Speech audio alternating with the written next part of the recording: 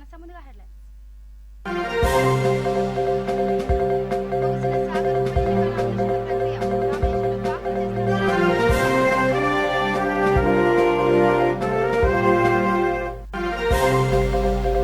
తెలంగాణ వ్యాప్తంగా కొనుగోలు కేంద్రాలు ఏర్పాటు చేసిన ప్రభుత్వం. నిజామాబాద్ లో కేసీఆర్ స్పీకర్ చిత్రపటాలకి రైతులు పాలాభిషేకం.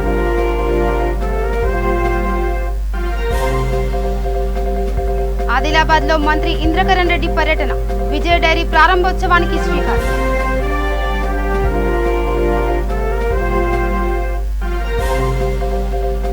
పెద్దపల్లి జిల్లా కామాన్పూర్ లో పెరుగుతున్న కరోనా కేసులు. ఆటోలతో ప్రతి ఊరు తిరుగుతూ కోవిడ్ పై పోలీసుల అవగాహన.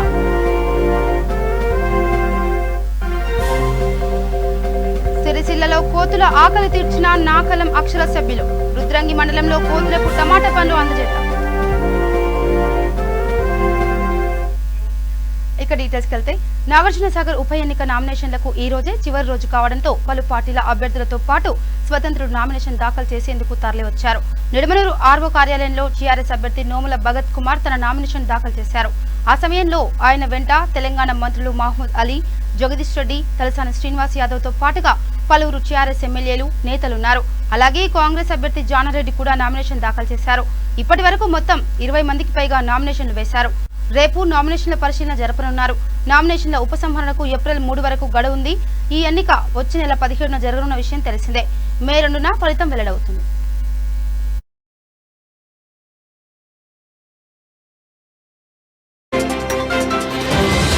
ముఖ్యమంత్రి కేసీఆర్ గారు మమ్మల్ని పిలిచి నాకు నిజంగా అదృష్టంగా భావిస్తున్నాను. 2014లో తెలంగాణ తీసుకొచ్చిన తర్వాత 2003లో పాదయాత్ర చేసినప్పుడు ఈ నాగార్జునసాగర్ నియోజకవర్గ కష్టాలు తెలిసిన రాగానే ముఖ్యమంత్రి గారు ఇలాంటి వాళ్ళు నాగార్జునసాగర్ నియోజకవర్గం అవసరం అని చెప్పేసి ఆ రోజు ఇక్కడ నిలబెట్టడం, ఆఖరి ఆ రోజు జరిగిన ఎన్నికలలో స్వల్ప తేడాతో ఓడిపోవడం.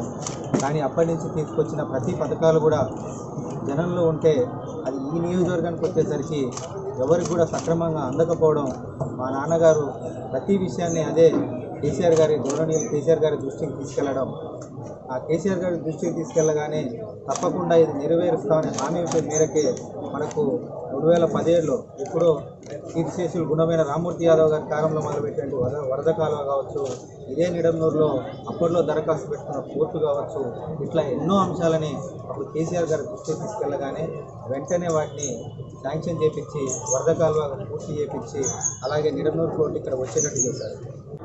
టీఆర్ఎస్ పార్టీనే మాకందరికీ శ్రీరామ రక్ష అని చెప్పి ఈ రాష్ట్ర ప్రజలు భావిస్తున్నారు. నాగార్జునసాగర్ నియోజకవర్గ ప్రజలు కూడా భావిస్తున్నారు. అందుకే ఇవాళ మా అంబేద్కర్ నోముల భగత్కి ప్రజలందరూ కూడా ధన్యవాదాలు పడుతున్నారు.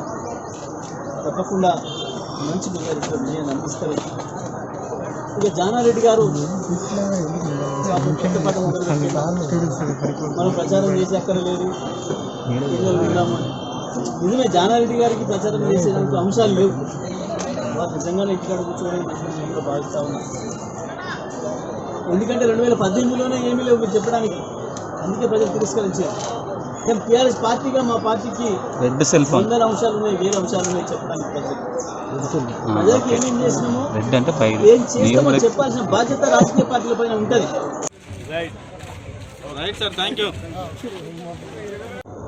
ఎన్నికల్లో నిలబడ్డటువంటి అభ్యర్థి ఆయన ప్రజల సమస్యల కొరకు పోరాడిన విషయాల్ని, ప్రజా సమస్యల పరిష్కారం కొరకు లేక వివిధ హోదాల్లో ప్రభుత్వంలో ఉన్న ఆయన చేసినటువంటి కార్యక్రమాలను మాత్రమే ఎవరైనా ఆ పార్టీ కరపత్రాల ద్వారా అందించి నామినేషన్ ఫైల్ చేసి ఆ తర్వాత ప్రజలకు అప్పచెప్తే స్వేచ్ఛాయుతమైన ఓటింగ్ ప్రలోభాలకు లోను కాకుండా ఉండటం, లేక ఘన ప్రభావం, మధ్య ప్రభావం, అనేక రకాల కన్ఫ్యూషన్స్ లేకున్నటువంటి ఆరోగ్యమైన ప్రజాస్వామ్యానికి బాటలేస్తాను అని భావించి 44 నామినేషన్ ఫైల్ చేసి అప్పీల్ చేసి ప్రజలకు మీరందరూ 94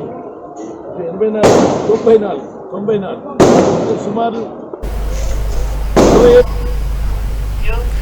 ఇక తెలంగాణ అభివృద్ధి ధ్యేయంగా సీఎం కేసీఆర్ పనిచేస్తున్నారని మంత్రి ఇంద్రకరణ్ రెడ్డి ఎమ్మెల్యే జోగురామన్న అన్నారు. ఆదిలాబాద్ జిల్లాలో పర్యటించిన వారు తెలంగాణ రాష్ట్ర పాడి పరిశ్రమ అభివృద్ధి సహకార సమైక్య ఆధ్వర్యంలో విజయ డైరీని ప్రారంభించారు. అయితే పాడి పరిశ్రమ పాల ఉత్పత్తిని అభివృద్ధి పథంలో తీసుకెళ్లాలని మంత్రి ఇంద్రకరణ్ రెడ్డి తెలిపారు.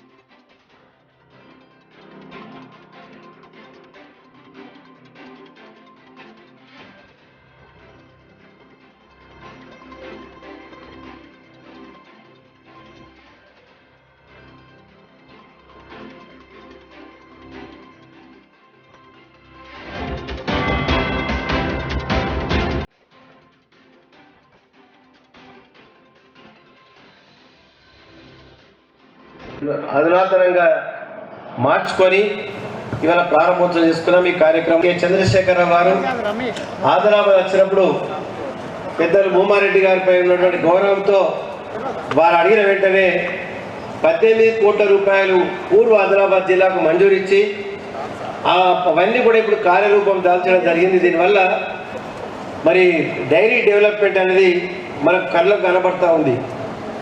నేను జిల్లా పరిషత్ చైర్మన్ అప్పుడు కూడా ఉంటుండే ఇక్కడే ముందర క్వార్టర్లో పొద్దున ఛాయ్ తాగుదామంటే పాలు దొరికేది కాదు వాస్తవంగా. మరి అప్పుడు 30 సంవత్సరాల పైన 87 అంటే మిల్క్ చిల్లింగ్ సెంటర్ మూతపడ్డది. ఎందుకంటే మిల్క్ లేదు. అయినా గేదెలు మనం ఇచ్చినట్టయితే ఇక్కడ ప్రాజెక్టు సాత్రాల ప్రాజెక్ట్ కానీ అదేవిధంగా మరి ఇక్కడ మత్తడివాగ్ కానీ కొత్తగా చెనాక కొరట కానీ ఈ విధంగా ఎన్నో ప్రాజెక్టులు రావడము, నీటి సంపద బాగా పెరిగి మరి పశువులకు కావాల్సినటువంటి మేత మనకు అవైలబుల్ ఉంటే ఎంతంత డైరీ డెవలప్ కావడానికి అవకాశం ఉంది. ఇన్ని ప్రైవేట్ డైరీలు ఉన్నా ఇవాళ విజయ డైరీ ఉత్పత్తులు మనం తయారు చేసే పదార్థాలు అన్నీ కూడా క్వాలిటీలో నంబర్ 1గా మనకు సర్టిఫికేట్ ఇచ్చి అవార్డు కూడా తీసుకున్నటువంటి సంగతి మనకు తెలుసు. పశువుల కొనుగోలు జరిగింది ఈ కేవలం ఆదిలాబాద్లో మాత్రం 2000 లోపే జరిగిందని మనం, ఎందుకంటే ఇది ఎవరి తప్పు కాదు. గత పాలకుల సమైక్య రాష్ట్రంలో అరగదొక్కబడ్డ దాన్ని పాలు పోసే రైతులు తిరిగి పోయకుండా ప్రైవేట్లో పోయడంతో వారు ఈ డైరీ డెవలప్మెంట్ కార్పొరేషన్ దృష్టిలో వారి మెంబర్షిప్ లేదు కాబట్టి వాళ్ళకు పశువులు రాలేదు. అయినా ముఖ్యమంత్రిని కోరడం జరిగింది. నిజామాబాద్ జిల్లా మోస్రా మండలానికి చెందిన లక్ష్మీపూర్ గ్రామంలో రైతుల ఆధ్వర్యంలో సీఎం కేసీఆర్, స్పీకర్ పోచారం చిత్రపటాలకి రైతులు పాలాభిషేకం చేశారు. ఈ కార్యక్రమంలో సర్పంచ్ సత్యనారాయణ మాట్లాడుతూ రైతు బాంధవుడు కేసీఆర్ అని కొనియాడారు. రైతులపై ప్రేమతో కేసీఆర్ కొనుగోలు కేంద్రాలు ఏర్పాటు చేసినందుకు గాను అభినందనలు తెలిపారు. ఈ కార్యక్రమంలో పార్టీ అధ్యక్షుడు రాములు, మాజీ ఎంపీటీసీ నరసింహులు, ఉప సర్పంచ్ అశ్విని పాల్గొన్నారు.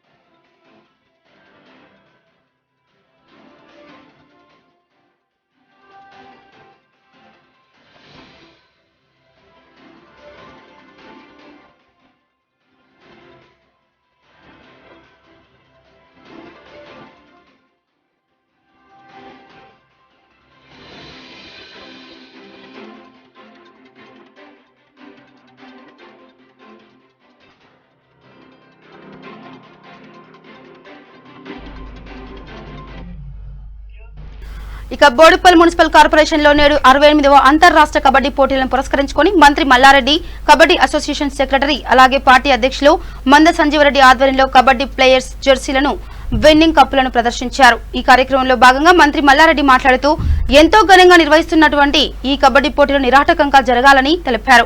వచ్చిన వారికి అన్ని సదుపాయాలు కూడా కలుగజేయాలన్నారు. అలాగే ప్లేయర్స్ కు కావాల్సిన వసతులను కూడా చూసుకోవాలని తెలిపారు. కరోనాను దృష్టిలో పెట్టుకుని ప్రతి ఒక్కరూ మాస్కులు ధరించాలని కోరారు. ఈ కార్యక్రమంలో Boduppal mayor Samala Buchi Reddy, deputy mayor Lakshmi, corporator Ravi Goud, Peerzadiguda TRS party అధ్యక్షులు దర్గా దయాకర్ రెడ్డి, టీఆర్ఎస్ నేతలు పాల్గొన్నారు.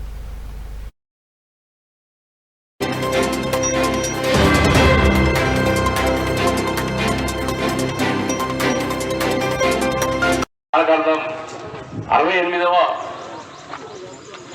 రాష్ట్ర inter district kabaddi championship menu మీద ఏర్పాటు చేయాలనుకున్నప్పుడు నేను వెళ్ళి జగన్ యాదవ్ అన్న గారిని కలవడం జరిగింది. వారి అనుమతితో వారు మనకు స్టేట్ కబడ్డీ బోర్డు మీటింగ్ లో వాళ్ళు మేడ్చల్ జిల్లాకి ఇచ్చి మేడ్చల్ జిల్లా నుంచి మనకు అవకాశం ఇవ్వడం జరిగింది. అందుకు సందర్భంగా నేను జీవితంలో ముందేసుకోబాకు జీవితంలో ముందు ప్రకారం మనకి కార్యక్రమం ఏర్పాటు చేయడానికి ఒక శిక్షణ శిబిరాన్ని కూడా ఏర్పాటు చేసి 11వ తారీఖున క్రీడలు జరపబడతాయి. ఇందులో ప్రతి క్రీడాకారుడు ఇందులో పాల్గొని ప్రతి క్రీడాకారుడు షూస్ వేసుకోవడం కంపల్సరీగా ఉంటుంది. చూడడానికి మాత్రం క్రీడలు చాలా బాగా బ్రహ్మాండంగా జరుగుతాయి. కానీ అందులో ఎందుకంటే మనం ఇక్కడ పోటీలు నిర్వహిస్తున్నది సింథటిక్ మ్యాట్ పైన నిర్వహిస్తూ ఉన్నాం. ఎందుకంటే నేషనల్స్ జాతీయ పోటీలు అంతర్జాతీయ పోటీలు కూడా మ్యాట్ పైన నిర్వహించబడతాయి. కాబట్టి మన క్రీడాకారులకు అలవాటు కావడం కోసమని కూడా మనం ఎందుకే ఇంత అంతర్జిల్లా పోటీలు కూడా మనం మ్యాట్ పైన నిర్వహిస్తున్నాము. సో ఎందుకంటే మ్యాట్ పైన నిర్వహిస్తే చూడడానికి కూడా బాగా ఉంటుంది. ప్లస్ క్రీడాకారులకు కొంచెం ఇంజురీస్ కూడా చాలా తక్కువగా అవుతాయి. చాలామంది అనుకుంటుంటారు అరే కబడ్డీ అంటే ఏందయ్యా దెబ్బలు తలిగే ఆట అని. సో ఇప్పుడు కబడ్డీ అలా దెబ్బలు తలిగే ఆటగా పరిమితం కాలేదు. ఈనాడు కబడ్డీని మీరు చూస్తే మీ అందరికీ తెలుసు, కబడ్డీ ఈనాడు ఐపీఎల్ క్రికెట్కు ధీటుగా ప్రో కబడ్డీ అని ఆడబడుతుంది. మనందరం టీవీలలో చూస్తుంటాం. 2014 ముందున్నటువంటి కబడ్డీ 2014 తర్వాత కబడ్డీ చూస్తే మీకు చాలా మార్పులు సమూల మార్పులు జరిగినవి. గ్రామంలో కూడా కబడ్డీ మ్యాచ్లు జరుగుతున్నాయి. ప్రతి గ్రామంలో, ప్రతి మున్సిపాలిటీలో, ప్రతి పంచాయతీలో, ప్రతి రాష్ట్రంలో, ప్రతి స్టేట్లో కూడా, ప్రతి జిల్లాలో కూడా పెద్ద ఎత్తున కబడ్డీ మ్యాచ్లు నిర్వహిస్తున్నారు. కాబట్టి ఇక్కడ కూడా పెద్ద ఎత్తున తెలంగాణ రాష్ట్రంలోనే ఒక పెద్ద ఎత్తున ఇక్కడ నిర్వహించబోతున్నాం. కాబట్టి దానికి పెద్దలు గౌరవనీయులు రేపు ఎల్లుండి 30 నాడు ప్రారంభించడానికి ముఖ్య అతిథిగా వస్తున్న పెద్దలు ఆర్థిక శాఖ మంత్రివర్యులు మా హరీష్ అన్న గారు వస్తున్నారు దానికి ప్రారంభించడానికి. దాని తర్వాత కూడా స్పోర్ట్స్ మినిస్టర్ కూడా వస్తాడు. దాని తర్వాత ఫైనల్గా 2 తారీఖు నాడు క్లోజింగ్కు మా యువ నాయకుడు కేటీఆర్ సార్ కూడా వస్తానని చెప్పిండు. కాబట్టి ఇది పెద్ద ఎత్తున రాష్ట్రంలోనే ఇది పెద్ద ఎత్తున మ్యాచ్ కానీ సీనియర్ కబడ్డీ ప్లేయర్స్ కాబట్టి పెద్ద ఎత్తున ఇక్కడ సెలక్షన్ కమిటీ కూడా జరుగుతుంది. కాబట్టి ఇదే దేశానికి ఆడబోతున్నారు. కాబట్టి ఇక్కడనే 12 మందిని కూడా అన్న చెప్పిండు. ఇప్పుడే సెలక్షన్ ఇక్కడికి వెళ్ళి అవుతుంది. అమ్మాయిలు లేడీస్ది కానీ జెంట్స్ కానీ ఇక్కడికి వెళ్ళి వాళ్ళు 12 మంది వీళ్ళు 12 మంది ఇక్కడ సెలక్షన్ కూడా టీం అవుతుంది. అది కాక 68 టీంలతోటి ఇక్కడ ప్రారంభిస్తామని కూడా చెప్పిండు. చాలా సంతోషం. ఇక పెద్దపల్లి జిల్లా కమాన్పూర్ మండలం కేంద్రంలో రోజు రోజుకు కరోనా వైరస్ విజృంభిస్తుంది. ఈ నేపథ్యంలో కమాన్పూర్ మండలంలో ఆటోలతో ప్రతి ఊరు వీధి తిరుగుతూ కరోనాపై ప్రజలకు అవగాహన కల్పించారు. కరోనా కేసులు పెరుగుతున్న వేళ కఠిన చర్యలు తీసుకుంటున్నామని, ఆదేశాలు ఉల్లంఘిస్తే విపత్తు నిర్వహణ చట్టం కింద శిక్షలు తప్పవని కమాన్పూర్ ఎస్ఐ శ్యామ్ పటేల్ తెలిపారు. కరోనా కేసుల సంఖ్య మరింత పెరుగుతున్న క్రమంలో రాష్ట్ర ప్రభుత్వ ఆదేశాల మేరకు మాస్కులు ధరించని వారిపై చర్యలు తీసుకుంటామని హెచ్చరించారు. అనుమతులు లేకుండా ఎలాంటి సభలు సమావేశాలు నిర్వహించరాదని తెలిపారు. కరోనా బారిన పడకుండా ప్రతి ఒక్కరూ వ్యక్తిగత పరిశుభ్రత పాటించాలని సూచించారు. ఈ కార్యక్రమంలో కానిస్టేబుల్ అజయ్, మల్లయ్య రమేష్, తిరుపతి, శ్రీను, పోలీస్ సిబ్బంది, గ్రామ ప్రజలు పాల్గొన్నారు. 188 ఐపీసీ ప్రకారం చట్టరీత్యా చర్యలు తీసుకోబడును. కావున ప్రజలందరూ పై ఉత్తర్వులను పాటించి కరోనా నిర్మూలించడానికి దోహదపడగలరని విజ్ఞప్తి. ఇట్లు ఎస్ఐ కమాన్పూర్ పోలీస్ వారి విజ్ఞప్తి.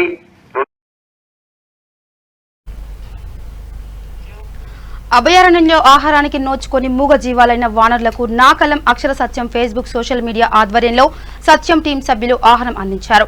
రాజన్న సిరిసిల్ల జిల్లా రుద్రంగి మండలంలోని వానరాల ఆకలి తీర్చేందుకు టమాటా పండ్లు, కందగడ్డ వంటివి కోతులకు అందజేశారు. అటవీ ప్రాంతంలో సంచరించే మూగ జీవాలకు ఆహారాన్ని అందించడం మన బాధ్యతగా స్వీకరించాలని ప్రతి ఒక్కరిని కోరారు. కోతులకు అడవుల్లో ఆహారం లేకపోవడం వలన జనవాసాల మధ్యకు వస్తున్నాయని నాకలం అక్షర సత్యం టీం సభ్యులు తెలిపారు. ఈ కార్యక్రమంలో టీం సభ్యుడు మర్రిపల్లి విశాల్ గౌడ్, ఫేస్బుక్ మిత్రులు కిరణ్, పోగుల మహేష్ తదితరులు పాల్గొన్నారు.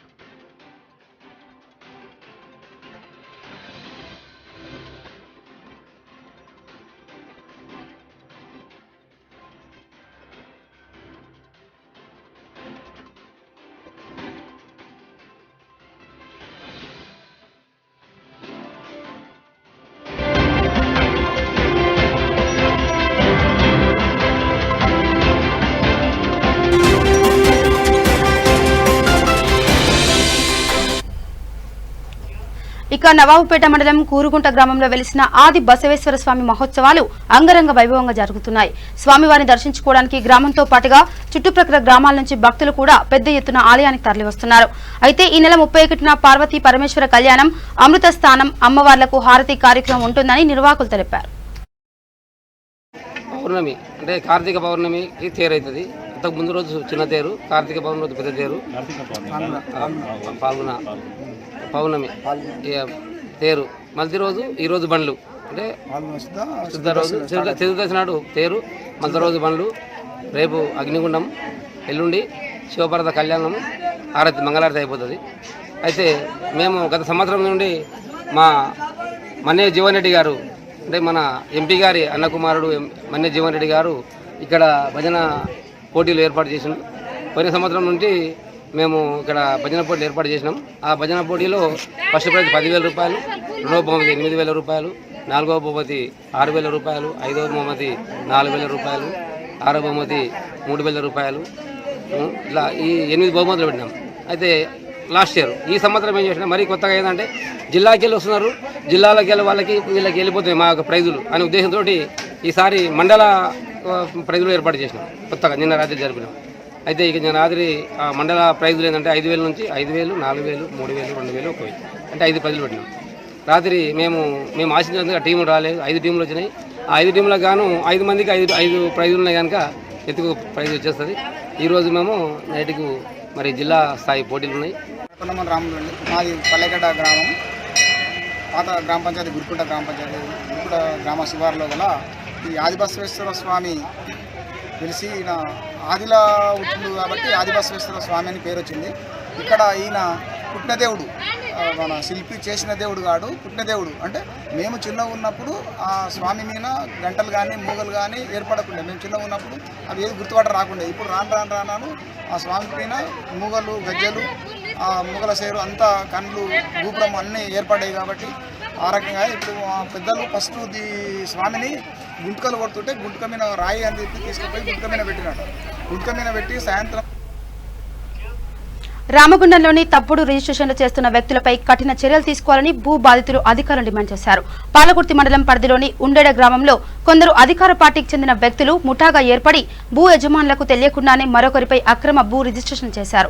అయితే ఈ ముఠా సభ్యులపై పోలీసులు, రెవెన్యూ శాఖ అధికారులు తక్షణమే చర్యలు తీసుకోవాలని కోరారు. పాలకుర్తి మండలం బసంతనగర్ ప్రెస్ భవన్లో ఏర్పాటు చేసిన విలేకరుల సమావేశంలో బాధితులు ద్యావనపల్లి సత్యనారాయణ, ద్యావనపల్లి లక్ష్మణ్, ఊట్ల బాపు అలియాస్ ఆవుసుల బాపు, ఊట్ల శ్రీనివాసులు మాట్లాడుతూ తాళ్లకొత్తపేట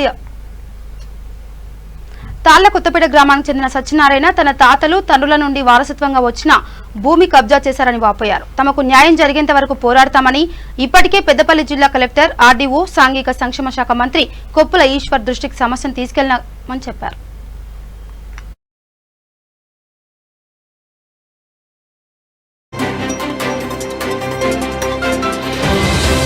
మాకు భూమి అక్కడ ఏం లేదు ఆ శివార్లో.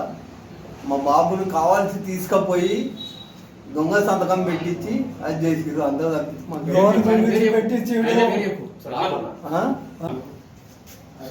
లోన్ గురించి సంతకం పెట్టండి.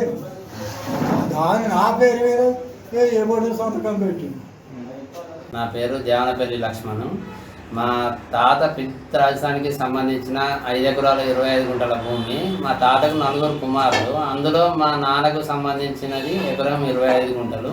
అది మా నాన్న మరణానంతరము మా తల్లి పేరు మీదకి పానీనకల్లో 2018 వరకు ఉన్నది. 2018 నుండి డిఎస్ పెండింగ్ అని చెప్పి అవసల బాబు అనే పేరు మీదకి సుధాకర్ అనే క్యాండిడేటు దాని బినామీ పేరు మీద ఎక్కించడం జరిగింది. 2018 నుండి మేము చూసుకోవడం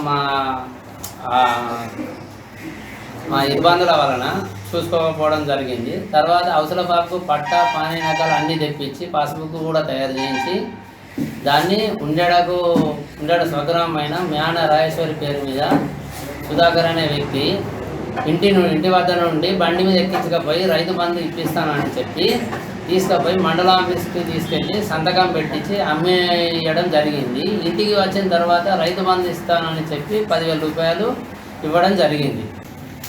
నేను దవనపల్లి సత్యనారాయణను నా పేరు. మాది తాళ్ళకొత్తపేట గ్రామము. మా భూమి ఉండడ శివార్లో 71C మా తాత మా సంపాదించినటువంటి ఆస్తి ఎకరం 15 గుంటల భూమి.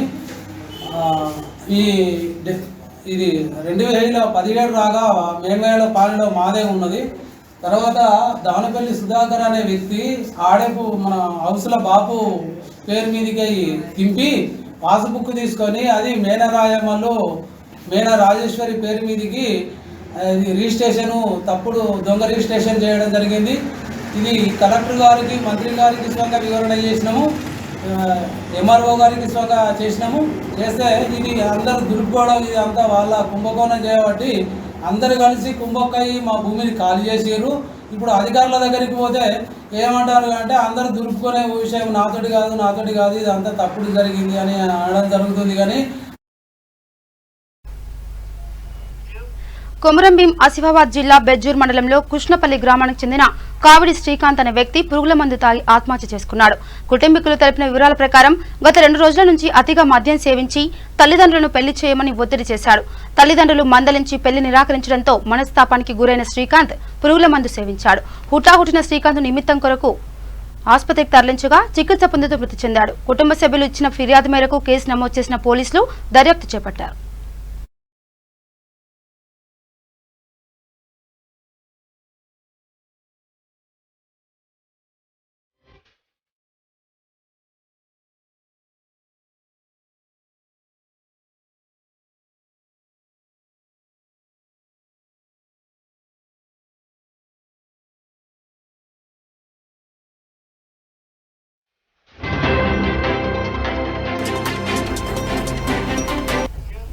బోధన్ మండలం కుమ్మన్పల్లి గ్రామంలో సీసీ రోడ్ పనులను ఎంపీపీ బుద్ధ సావిత్రి ప్రారంభించారు. ఇటు నిధులు మంజూరు చేసిన శాసనసభ్యులు ఎండి షకీల్ అమ్మేర్, ఎమ్మెల్సీ కల్వకుంట్ల కవితకు ఎంపీపీ కృతజ్ఞతలు తెలిపారు.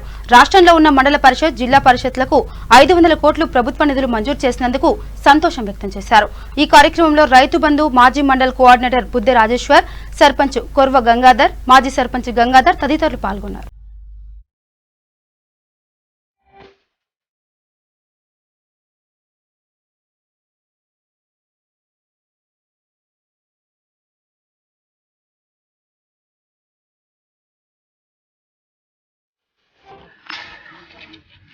ఏదైతే ఈరోజు కుమ్మన్పల్లి గ్రామంలో మన గౌరవ ఎమ్మెల్యే షకీల్ అమీర్ గారి నాయకత్వంలో, అదేవిధంగా మన కల్వకుంట్ల కవితక్క ఎమ్మెల్సీ గారి నాయకత్వంలో కుమ్మన్పల్లి గ్రామానికి 5 లక్షల రూపాయల సీసీ రోడ్లను మంజూరు చేయడం జరిగింది.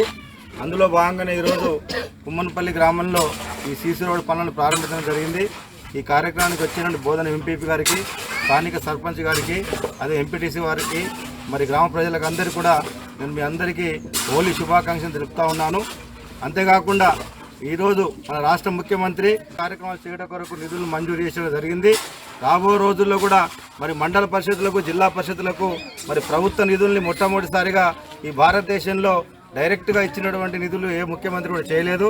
కానీ రేపు రాబోయే రోజుల్లో మరి ప్రతి మండల పరిషత్తులకు జిల్లా పరిషత్తులకు కలిసి 500 కోట్ల రూపాయలు కూడా మంజూరు చేయడం జరుగుతూ ఉంది. కాబట్టి నేను గ్రామ ప్రజల పక్షాన నేను ఆయనకు ప్రత్యేక అభినందన చెప్తా ఉన్నాను. మరి ఏదైతే ఈరోజు కుమ్మన్పల్లి గ్రామంలో సీసీ రోడ్లు వేస్తూ ఉన్నారో మంచి నాణ్యతతోని మరి ప్రజలకు మంచిగా రోడ్లు వేయాలని చెప్పి నేను కోరుతా ఉన్నాను. ఈ ఏదైతే ఈ నిధులు మంజూరు చేసినటువంటి మా ఎమ్మెల్యే గారికి, మా కవితక్క గారికి కూడా నేను మనస్ఫూర్తిగా ధన్యవాదాలు, కృతజ్ఞతలు చెప్తా ఉన్నాను. జై తెలంగాణ. ఇక కరీంనగర్ జిల్లా జమ్మికుంటలో శ్రీ వాసవి కన్యకా పరమేశ్వరి దేవాలయం 25వ వార్షికోత్సవం ఘనంగా నిర్వహించారు. ఈ సందర్భంగా అలంకరణ, శ్రీ సూక్తం, వాసవి మూలమంత్ర హోమం, పూర్ణాహుతి, ఆశీర్వచనం, తదియారాధన ఆలయ కమిటీ ఆధ్వర్యంలో ఘటన చేపట్టారు. అనంతరం భోజన కార్యక్రమం నిర్వహించారు. ఈ కార్యక్రమంలో ప్రజలు, భక్తులు అధిక సంఖ్యలో పాల్గొన్నారు.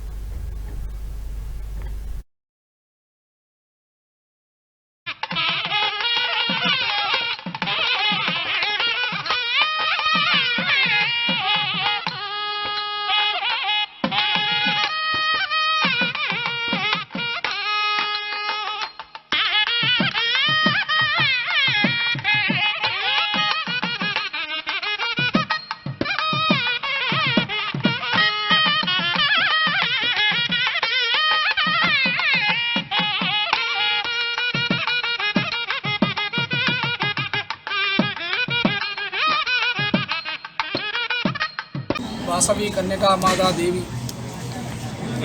ఆలయం యొక్క అమ్మవారి యొక్క వార్షిక ఉత్సవము 25 సంవత్సరాలు పూర్తి చేసుకొని ఆ అమ్మవారికి భక్తి శ్రద్ధలతో మాతలు భక్తులందరూ కూడా ఎంతో శ్రద్ధగా ఘటాభిషేకం, అష్టోత్తర ఘటాభిషేకము ఇత్యాది కార్యక్రమాలు అమ్మవారికి యథావిధిగా సేవలు చేస్తున్నారు. మళ్ళా సాయంకాల సేవగా అమ్మవారికి లడ్డూలతో అలంకారం, విశేషంగా పుష్పాలంకారం ఉంటుంది. కావున భక్తులందరూ కూడా ఆ అమ్మవారి సేవలో పాల్గొని ఆ అమ్మవారి పాత్రులు కాగలరు. ఇక బులెటిన్ ముగించే ముందు హెడ్లైన్స్ మరోసారి. ముగిసిన సాగర్ ఉప ఎన్నిక నామినేషన్ల ప్రక్రియ. నామినేషన్లు దాఖలు చేసిన జానారెడ్డి, నోముల భగత్.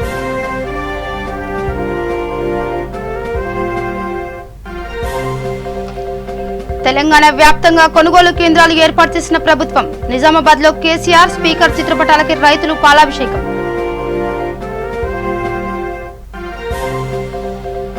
ఆదిలాబాద్ లో మంత్రి ఇంద్రకరణ్ రెడ్డి పర్యటన. విజయ డైరీ ప్రారంభోత్సవానికి శ్రీకారం.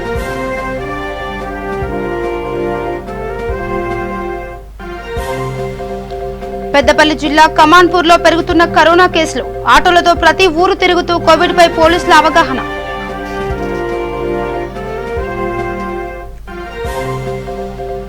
సిరిసిల్లలో కోతుల ఆకలి తీర్చిన నాకలం అక్షర సభ్యులు. రుద్రంగి మండలంలో కోతులకు టమాటా పండ్లు అందజేత. ఇవి Britain updates. Keep watching V3 news. లక్ష్యం సమాజేత. నమస్కారం.